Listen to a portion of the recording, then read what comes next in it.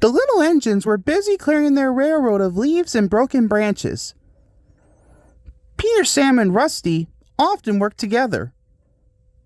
One day, Rusty helped Peter Sam to a water tower. Peter Sam felt much better after his long drink, but the freight cars were bored. Their loads were heavy, and the couplings old. One snapped! Shouted the freight cars. A sign read slow, steep bends and ravine ahead, but the silly freight cars never saw it. Then it was too late. Peter Sam arrived at the scene of the disaster. His driver sighed. And he was. Duncan was delighted with Peter Sam's dilemma.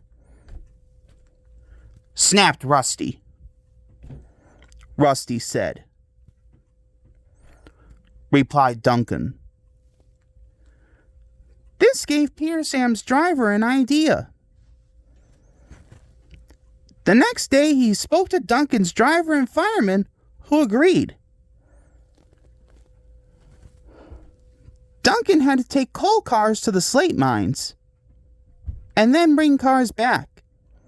Duncan's driver decided as part of the plan to cross the old iron bridge. Snorted Duncan.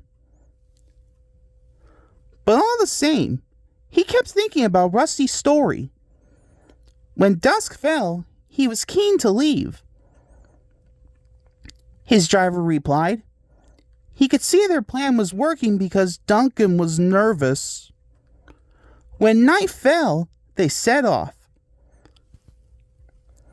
The mists were rising around the old iron bridge.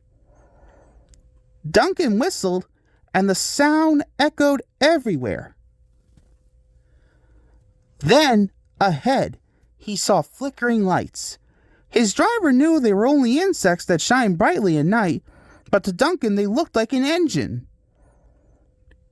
Next, his driver secretly threw a rock from the cab into the ravine below.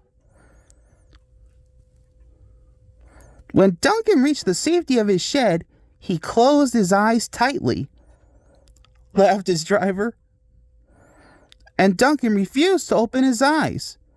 He did, though, when he thought his driver wasn't looking, just to make sure that he was still there